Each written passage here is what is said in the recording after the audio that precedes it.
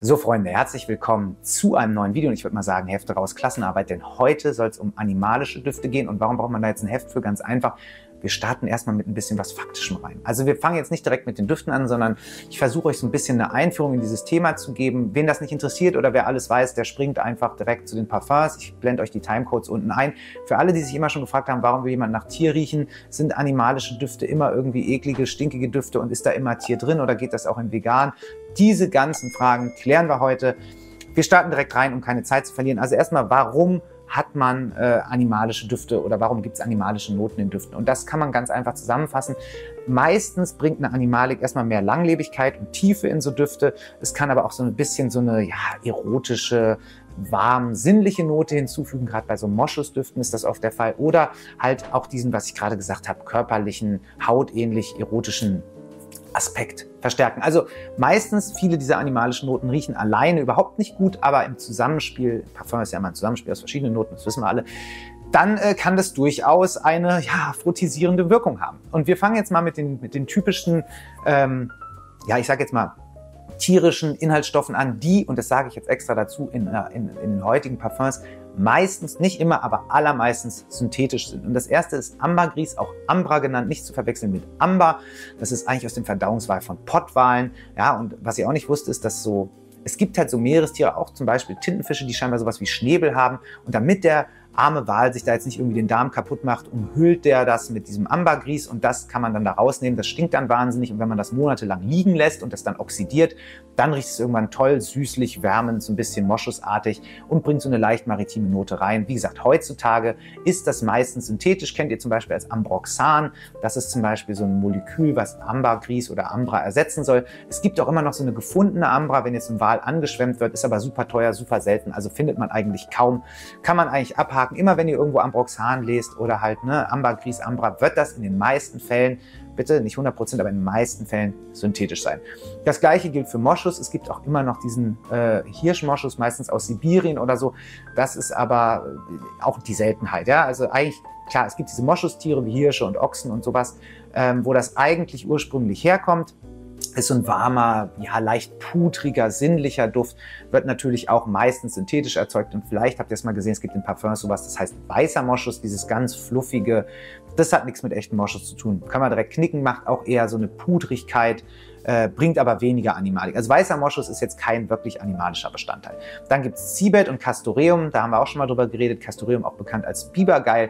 Das ist dann tatsächlich aus diesen, ich glaube, das ist auch so Drüsen aus dem Schambein vom Biber. Ursprünglich hat so eine ledrig-rauchige Note, während das Cibet eher so eine fast animalisch-urinöse Note hat. Ich weiß, das klingt jetzt für viele eklig, das muss man ganz stark verdünnen, aber dann macht das so eine, wie soll man sagen, vielleicht eher so eine exotische Duftkomponente, die das dann im Parfüm hinzufügt. Und dann gibt es zuletzt noch Hyraceum, das ist aus den Ablagerungen von den sogenannten Hyrax, ich glaube so Klippenschleifer. Fragt mich nicht, ich habe das selber mir hier in Kleinstarbeit rausgegoogelt, aber wo diese Viecher jetzt leben und wie die aussehen, könnt ihr euch ja selber angucken. Auf jeden Fall irgendwas in deren Kot versteinert und wird dann so eine harzige Substanz, also versteinert nicht wirklich, sondern so eine harzige Substanz aus diesen Ablagerungen und hat so einen intensiven, auch moschusartigen, animalischen Geruch. So, jetzt haben wir die tierischen Duftstoffe schon mal abgehakt. Wie gesagt, Gros dieser Duftstoffe ist meistens einfach synthetisch. Und dann gibt es das Ganze auch noch pflanzlich. Es gibt zum Beispiel das sogenannte Indol, kommt in Jasmin, Orangenblüten und Tuberose vor. Und das kriegt auch so eine Urinnote. Ja, also deswegen, das muss man auch verdünnen, aber dann hat das so eine floral-sinnliche Note. Labdanum haben auch viele von euch vielleicht schon mal gehört, ist so ein Harz aus der Zistrose. Es wird oft als Ersatz für Amber oder Moschus verwechselt. Und dann gibt es natürlich Oud. Kennen wir ja alle, die orientalischen Oud-Düfte. Je nachdem, was für ein Oud es ist, kann das eher balsamisch sein. Oder wenn das so indisches Assam-Oud ist, kann das auch so eine leicht fäkale Note haben.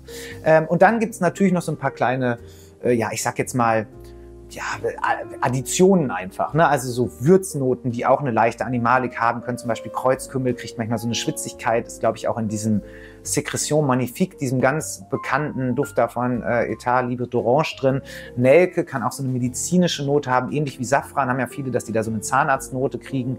Und beim Holz gibt es dann da auch noch holzige Noten, die so eine leichte Animalik aufweisen können. Zum Beispiel Sandelholz, da gibt es auch so Mysore-Sandelholz, das ist sogar noch ein bisschen intensiver, das ist auch so cremig, leicht animalisch.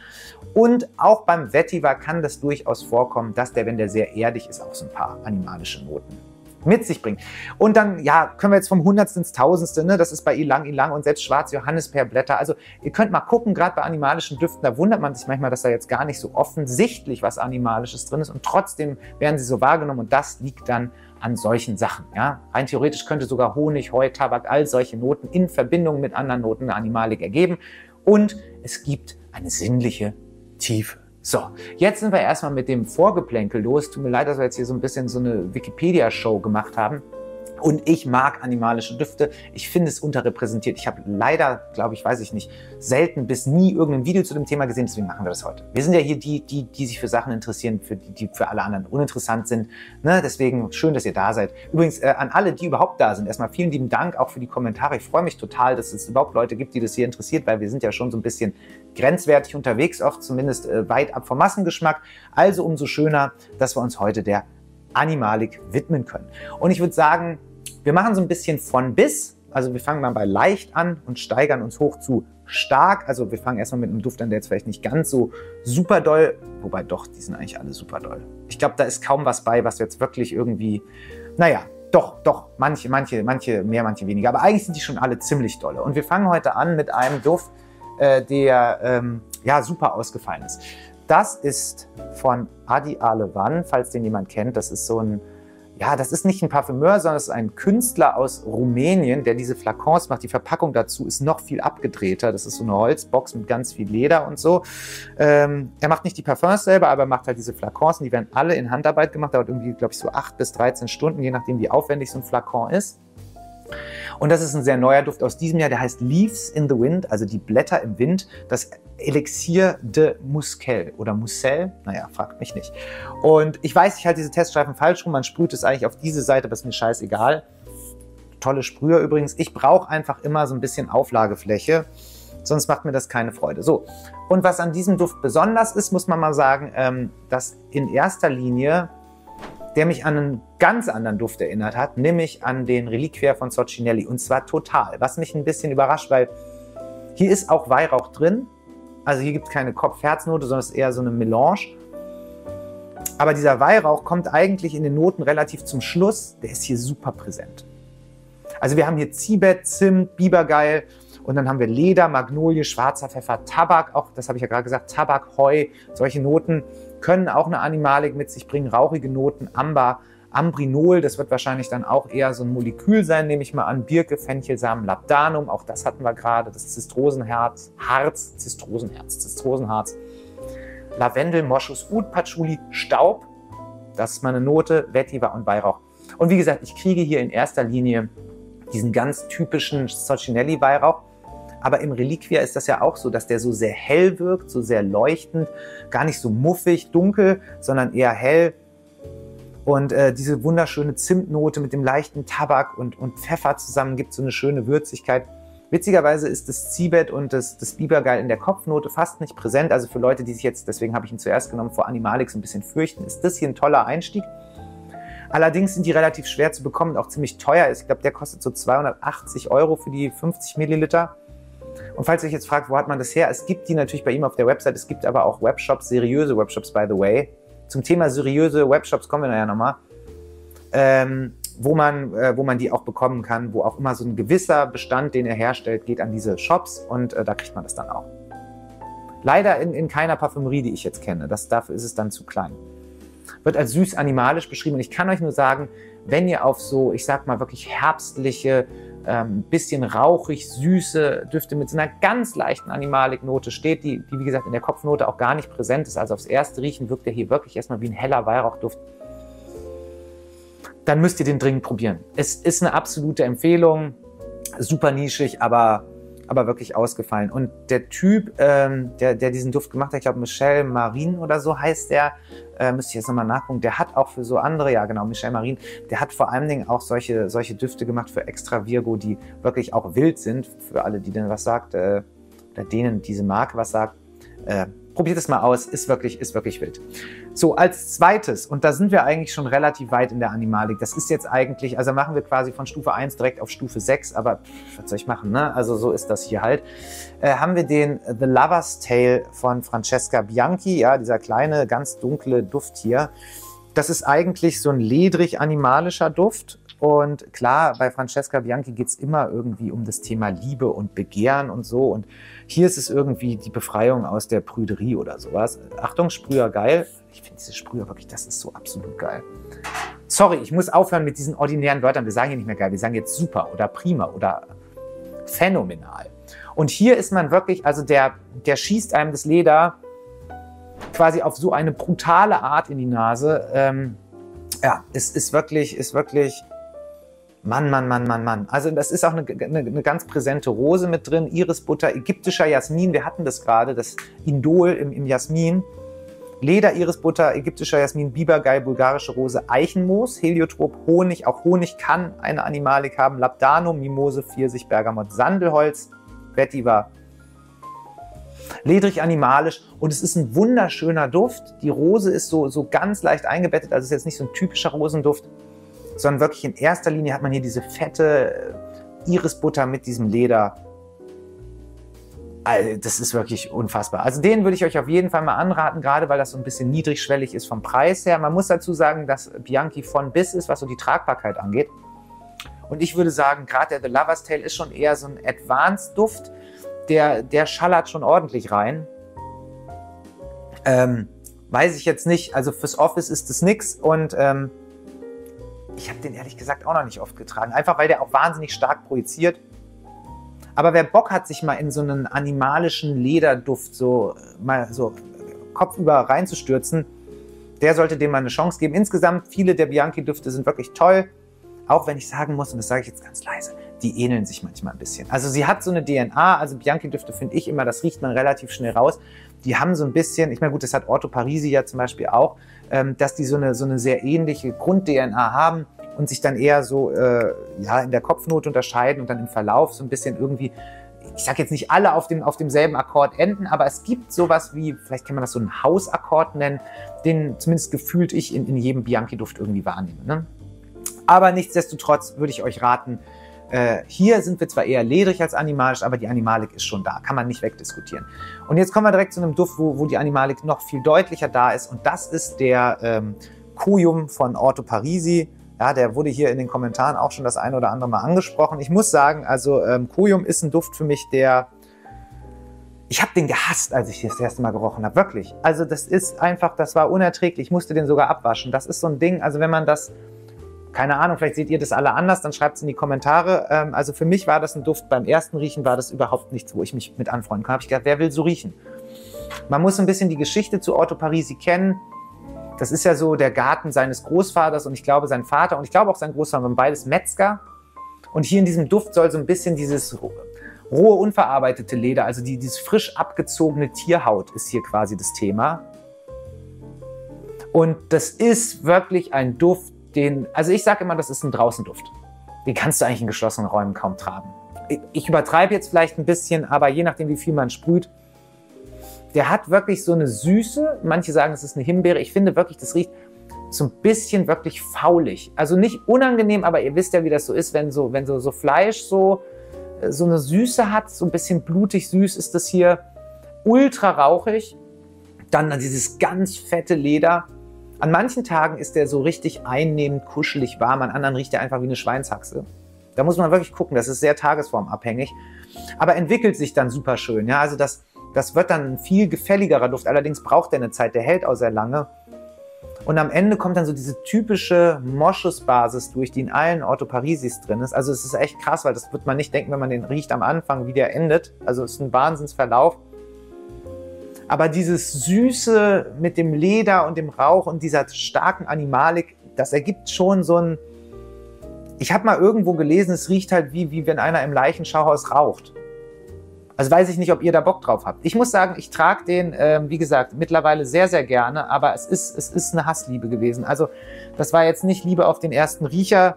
Wer da Bock drauf hat, sollte sich das auf jeden Fall mal reintun. Und ich muss dazu sagen, hier super Verarbeitung, alles klasse, ist jetzt direkt erstmal abgefallen. Hier dieses Emblem, das muss man mal wieder festkleben.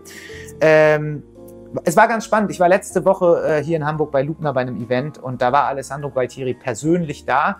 Und ich sage euch, ich blende euch mal ein paar Fotos ein. Der Typ ist komplett irre, auf eine positive Art. Also der ist wirklich so eine Mischung aus Merlin, der Zauberer und einem Kobold. Und ich glaube, der besteht hauptsächlich aus psychedelischen Substanzen. Also ich glaube, der trinkt Ayahuasca und isst den ganzen Tag Pilze. Zumindest ist das, was er erzählt hat. Und da gab es auch so Kekse, auch das werdet ihr vielleicht sehen. Ich weiß nicht, ob wir da Fotos von gemacht haben. Natürlich gab es so Peniskekse und so Vaginakekse. Und ich habe den Fehler gemacht, was davon zu essen. Und dann kam jemand und sagte, hast du es gegessen? Weil ich würde davon nichts essen. Das hat er selber mitgebracht. Und dann habe ich natürlich eine halbe Panikattacke bekommen, weil ich dachte, gleich kommen die Marsianer um die Ecke. Ist dann nicht passiert. Aber zugetraut hätte ich es ihm. Wir haben mit ihm lange gesprochen so und es ist wirklich ein wahnsinnig cooler Typ, der, glaube ich, gar keine Kompromisse macht und dem auch das meiste egal ist. Nichtsdestotrotz hat es so meine Faszination für ihn fast noch ein bisschen gesteigert.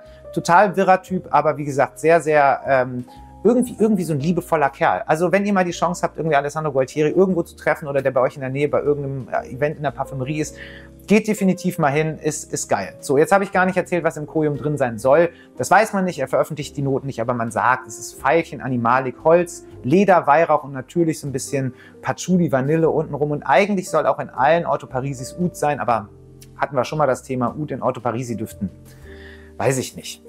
Ist ja auch im Endeffekt egal. So, als nächstes haben wir einen Duft von einem Parfümeur, den ich eigentlich nicht so wahnsinnig gerne mag, nämlich von Chris Carbonell. Das ist der Blackout von Rito. Wahnsinnig schwer. Tatsächlich ist diese Kappe schwerer als der eigentliche Flakon. Und muss ich sagen, ich habe auch das Discovery Set, vielleicht schreibt mal in die Kommentare, ob ihr mehr über Rito wissen wollt. Das ist irgendwie so eine Marke, die gefühlt keinen so richtig interessiert, was schade ist, weil die sehr experimentelle Düfte haben, auch einen Miguel Matos Duft. Miguel Matos ist ein super Parfümeur aus Portugal. Und bei dem Duft natürlich Blackout, da hat man natürlich auch die Noten nicht verraten. Den finde ich kenne keinen Duft, der so riecht. Also hier hat man auch eine starke, wirklich stark animalische Note. Aber dazu hat man auch so ganz viel harzig, holzig, rauchig. Also ich könnte mir vorstellen, dass da vielleicht so Guaiac-Holz, Zypriol, auf jeden Fall Safran mit drin ist. Hat auch so was Medizinisches, ein bisschen eine leichte Anisnote. Und ich finde, das ist einfach ein outstanding Duft. Also sowas in der Art habe ich noch nie gerochen. Und passt perfekt in den Herbst und Winter. Ist ein super schwerer, öliger Duft fast schon. Hat natürlich die übliche Carbonell-Performance, wobei der zum Glück nicht ganz so überdoll ist wie manch andere. Und zum Glück auch nicht diese Leder-Himbeer-Kombi hat, die der ja gefühlt für jedes Haus irgendwie gerade macht. Sondern wirklich ein origineller, total uniker, pechschwarzer Duft mit einer ganz, ganz schönen Animalik, wo man mal merkt, wie toll sich das ergänzen kann, ne? Dass diese Animalik nicht für sich alleine steht, sondern in Verbindung mit diesen ganzen harzigen, fast manchmal ein bisschen süßlichen Noten, könnte auch so eine leichte Vanille-Honignote ganz zum Ende drin sein. Das rieche ich jetzt hier nicht, aber ich habe den ja schon ein paar Mal getragen. Also in der Kopfnote ist der wirklich, hat er dieses pechschwarze, Safran-Anis-mäßige. Finde ich mega geil. Jetzt habe ich es wieder gesagt, finde ich phänomenal. Ist ein schöner Duft. Muss man wollen, aber dann will man es auch. So. Ja, gut. Das war jetzt mal wieder ein wie aus dem Lehrbuch. So, jetzt gucken wir uns das mal weiter an. Was haben wir denn hier eigentlich noch offen? So, dann haben wir einen Duft, der eigentlich nur aus tierischen Inhaltsstoffen besteht. Das ist der Afrika-Olifant. Ja, und das ist ein Chochelie-Duft und ehrlich gesagt Afrika-Olifant. Na klar. Also was erwartet man hier? Wahrscheinlich, dass das wie im Elefantengehege riecht und das stimmt gar nicht. Also hier ist ganz, ganz viel Moschus, synthetischer Moschus, Bibergeil, Zibet, Leder, Oud. Also ich glaube, da ist alles drin. Also hier hat man einfach alle animalischen Noten zusammengehauen, komplett auf Blumigkeit, auf Fruchtigkeit, auf alles geschissen. Und trotzdem funktioniert das. Also aufs erste Riechen, ich wüsste nicht, woran mich das erinnert. Es erinnert mich an irgendwas. Es hat eine komische, super synthetische Süße. Die könnte vielleicht einige Leute auch direkt abschrecken. Das ist absolut vorstellbar. Aber nichtsdestotrotz ist das, ich gucke jetzt gerade noch mal einmal durch nach den Noten. Sorry, wenn ich hier einmal kurz klicken muss, weil ich habe mich hier gerade verklickt. Labdano, Myrrhe, Weihrauch, Ambra. Da haben wir sogar die Ambra. Wie gesagt, auch nicht echt, aber Bibergeil, Leder, Zibet, Oud, Zibeton und dann noch, ich glaube, so 3 Moschusmoleküle. Ja, und wahrscheinlich ist diese Süße tatsächlich so diese Weihrauch-Myrrhe-Kombination. Und Ambra hat ja auch so eine süße Note.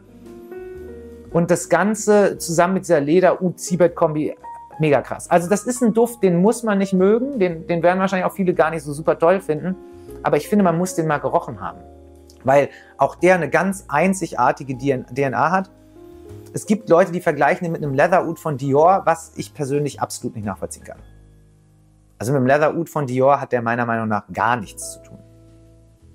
Ist auf jeden Fall ein toller Duft und zeigt vor allen Dingen auch so, dass Nishane nach wie vor immer noch ein Nischenhaus ist. Ich meine, gut, der Duft ist jetzt ein bisschen älter, ich glaube von 2014, aber die haben ja auch mit dieser Experimental Series auch immer wieder wirklich abgefahrene Düfte dabei und deswegen, also Nishane ist meiner Meinung nach immer sein Geld wert. Muss man mal ausprobieren. Jetzt haben wir als nächstes einen Duft, den ich schon mal gezeigt habe. Das ist der Leather Oud. Ging es ja gerade darum im Vergleich von Dior. Der wird leider nicht mehr hergestellt. Ich kann mir denken, warum. Ich finde es schade, gerade jetzt auch, weil Dior ja tatsächlich jetzt mit Courgent auch einen Parfümeur gewählt hat, der wirklich noch ein bisschen mehr massentauglich ist, als jetzt vielleicht Givenchy das war. Und das ist nach wie vor ein Duft, den ich unfassbar gut finde. Da ist auch Kreuzkümmel drin, also auch da diese Schwitzigkeit, ne? Leder, Zibet, Balsam, Baumholz, Bienenwachs, Kardamom, Labdanum und Bienenwachs auch. Und ist eher animalisch, jetzt kein Honig, sondern wirklich Bienenwachs. Oud, Amber, Birke, Gewürznelke, auch das hatten wir die medizinische Note, Sandelholz, Patchouli, Vetiver, Zeder. Und trotzdem ist der elegant. Ich habe das ich glaube in dem Video über Lederdüfte gesagt. Ich kenne kaum einen Duft, der so animalisch und gleichzeitig so elegant und so tragbar ist wie der Leather Oud. Also wenn das irgendjemand von Dior hört, bitte, ne, schmeißt mal diese komischen neuen Rose Oud Duft da raus, braucht keiner. Bringt mal den Leather Oud wieder. Und zwar bitte nicht irgendwie reformuliert, sondern genau so. It's a shame, weil der wird mittlerweile relativ teuer, wenn man den irgendwo kaufen will noch, weil es wie gesagt den nicht mehr gibt.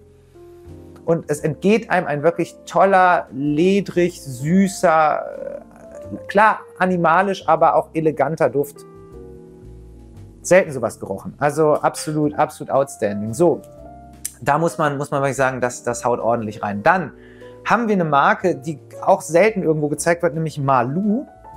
Und die machen nur, also das ist deren komplette Idee. Ja, also die wollen eigentlich nur Düfte machen, die animalisch riechen, die menschlich sind, die das menschliche Odeur wiedergeben. Und der Canicure ist meiner Meinung nach noch einer von den halbwegs tragbaren. Hier hat man Moschus, Zibet, Patchouli, Sandelholz, Veilchen und Orangenblüte. Aber nichtsdestotrotz ist es ein Duft, der mich, ja, woran erinnert der mich? Der erinnert mich eigentlich gar nicht so sehr an was. Im ersten Aufsprühen hat er fast so eine bisschen Cognac-artige Note, was echt irre ist. Und dann drückt tatsächlich so diese Zibet-Moschus-Note durch, aber hat immer noch so ein paar helle Akzente durch die Orangenblüte. Und hat den Untertitel L'Animal Sauvage, das wilde Tier.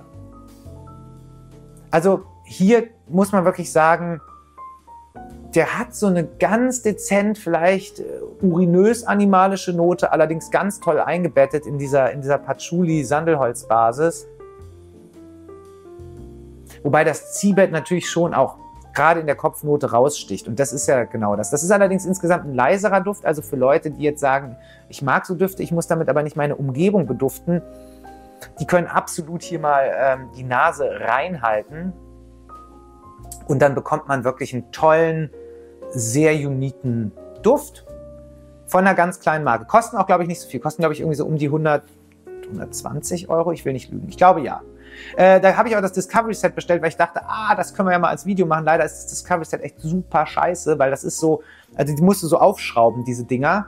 Und dann musst du damit so Pipetten und sowas. Und ja, ich weiß, man tupft und, ne, aber komm, leck mich am Arsch, Alter. Am besten sprühst du das Zeug doch. Also wenn du einen Attar hast, kannst du tupfen. Aber ansonsten finde ich also ich finde einfach, ein Zerstäuber ist einfach die beste Art und Weise, ein Parfum aufzutragen. Wenn das jemand anders sieht, ja, sorry, du kannst ja tupfen, wie du willst. Ich will das sprühen, weil ich finde, dass wenn das eine größere Auflagefläche hat, wenn das irgendwie, das ist einfach, finde ich einfach angenehmer. Von der Benutzung, von der Handhabung her finde ich das einfacher. So, weiter geht's. So, was haben wir jetzt hier? Serjoff, guck mal einer an. Oh, warte mal, haben wir die Kappe nicht nach vorne gedreht. So muss der doch aussehen. Ne? So, das hier ist der Chemi aus der Chemi Collection. Nee, heißt nicht Chemi, ne? K-Collection heißen die. Man muss dazu sagen, es gab ja früher diese Chemi wie hießen die? Chemie, Alchemia, irgendwie sowas? Da gab es irgendwas, wie die hießen. Chemie Blending Magic, die Alchemia. Und das ist übrigens auch eine Marke von Sergio, oh Gott, wie heißt denn der gute Mann jetzt hier? Sergio von Sergio, ihr kennt ihn, Sergio Momo, so. Der hat ja mehrere Marken gegründet, unter anderem auch Suspiro, aber halt auch diese Chemie Blending Magic. Und eigentlich war das so, die sollten so orientalische Düfte, Alchemie und so weiter und so fort. Und das hat man dann am Ende irgendwie bei Sergio eingemeindet. Da hat man dann die K-Collection draus gemacht. Und gerade der Chemie ist einer der Düfte, der auch sehr, sehr krass ist für Sergio-Verhältnisse. Atlas Cedar, weißes Oud. Ich weiß nicht, was weißes Oud ist, um ehrlich zu sein. Ob es das wirklich gibt, oder ob das irgendein so ein Kunstbegriff für so ein synthetisches Oud ist, I don't know. Dann hat man dieses Guyum-Balsam, Atlas Cedar, Zibet und Bibergeil ist auch hier drin. Und untenrum hat man dann australisches Sandholz, Karamell, Bourbon, Vanille. Und das ist genau das, was diesen Duft so geil macht für den Winter. Fantastisch, wollte ich sagen.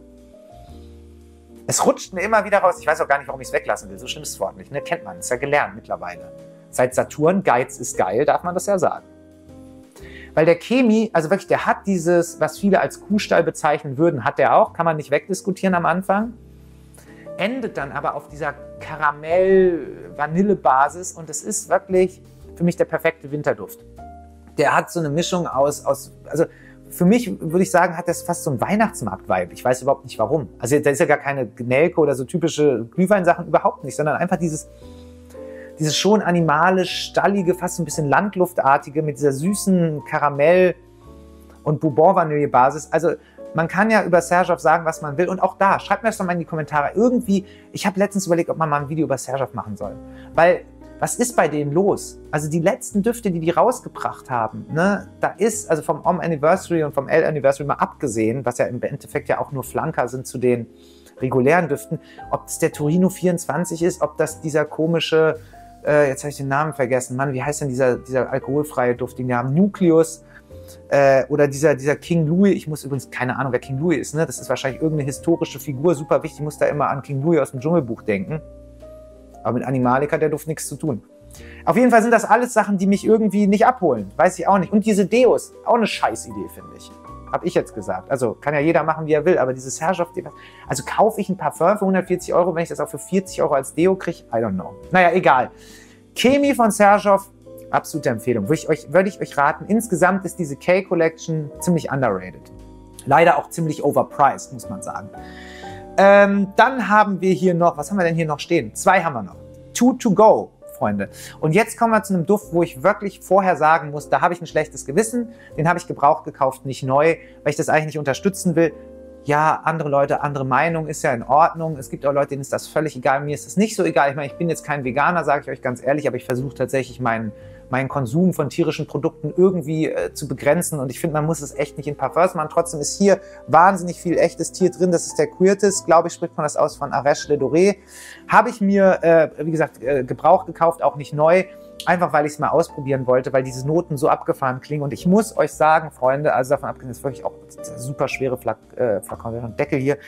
Es ist wahrscheinlich einer der außergewöhnlichsten Düfte, die ich habe. Also, das ist leider so. Ich hatte gehofft, dass der mir einfach nicht so gut gefällt, man dann sagen kann, ja komm, Arèche Le Doré, kannst du knicken, vergiss es, ist halt irgend so ein Hype-Ding, können sich irgendwelche Leute ins Regal stellen, aber es ist wirklich, es ist einfach outstanding. So. Hier haben wir russisches Bibergeil, Kreuzkümmel, Osmanthus, amerikanisches Biberschwanzöl. Das ist schon eklig. Wacholderbeere, Vanille, amerikanisches Bibergeil, Birkenteer, Rose, Trauerbaum, Rosengeranie, Iris, russisches Leder, Teer, Vanille sei schon, Veilchenblatt, Absolut, Eichenmoos, Manipur, Oud und kanadisches Bibergeil. Also 3 Bibergeilarten. Und man kann dazu sogar sagen, das ist ein würzig-ledriger Duft, der am Anfang wirklich medizinisch riecht, ganz krass. Ich weiß nicht, was gerade in meinem Wohnzimmer zusammengebrochen ist. Ich weiß nicht, ob man es auf der Kamera hört, aber irgendwas ist umgefallen. Ich habe mich wahnsinnig erschrocken. Man kann das fast so ein bisschen Chypre-artig sehen, den Duft, wenn man will.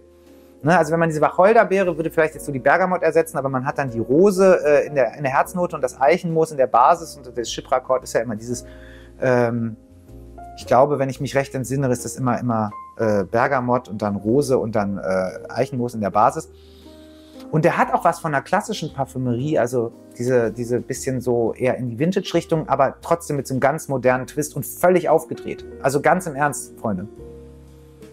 Da muss man sagen, und der kriegt im Verlauf wird der so unfassbar, so eine am Anfang hat er diese medizinische, sirupartige, wirklich super aggressive Kopfnote, wo man auch wirklich kaum Luft kriegt. Also man riecht den 10.000 Meter weiter.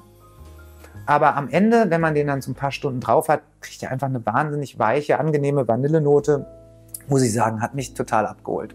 Ich würde weiterhin jetzt gucken, dass ich jetzt nicht irgendwie Düfte kaufe, die so wahnsinnig viel tierische Inhaltsstoffe haben. Ich fände es besser, wenn das jetzt auch nicht aus echten Tieren wäre, sondern irgendwie synthetisch ersetzt. Aber man muss schon sagen, der Duft an sich, wenn man ihn als das betrachtet, was er ist und jetzt mal irgendwie die Moral ausschaltet, ist es unfassbar. So, jetzt sind wir schon fast durch. Der letzte Duft ist hier der Amouage Silver Oud. Und das ist wahrscheinlich so einer der dollsten Düfte, die ich in der Sammlung habe und gleichzeitig einer, wo zumindest im Freundeskreis die Leute nicht sofort wegrennen. Wie gesagt, wir hatten das Thema Komplimente, glaube ich nicht dran, aber zumindest bei den meisten anderen Düften hier kommt schon mal der ein oder andere Kommentar nach dem Motto, muss das sein? Das ist hier nicht so.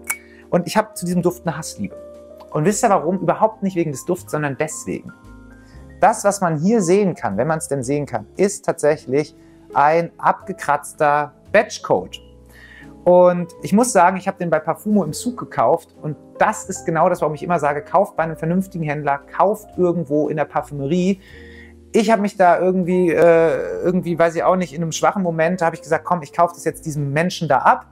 Der hat mir auch versichert, dass der original ist und so, der Duft ist auch original. Ich hatte schon mal einen Silver Oud und das ist schon der echte Duft, auch von der Langlebigkeit her und so, ist alles super. Aber ich finde, sowas muss man vorher sagen. Also für mich ist das, also da stand halt neu und original und der war auch verschweißt. Da kommen wir übrigens nochmal zu dem Thema Graumarkt auch, ne? Viele von diesen Düften kommen ja verschweißt, aber die sind dann wieder verschweißt.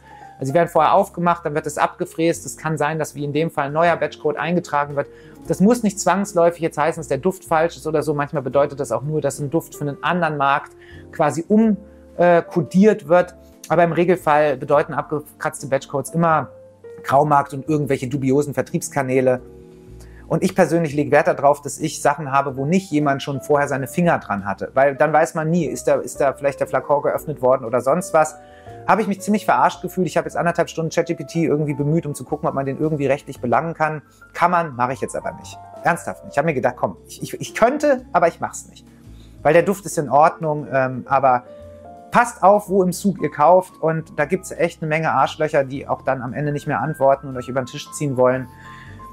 Kauft es irgendwo, wo ihr eine vernünftige Rechnung habt und wisst, ob ihr das irgendwie zur Not reklamieren könnt.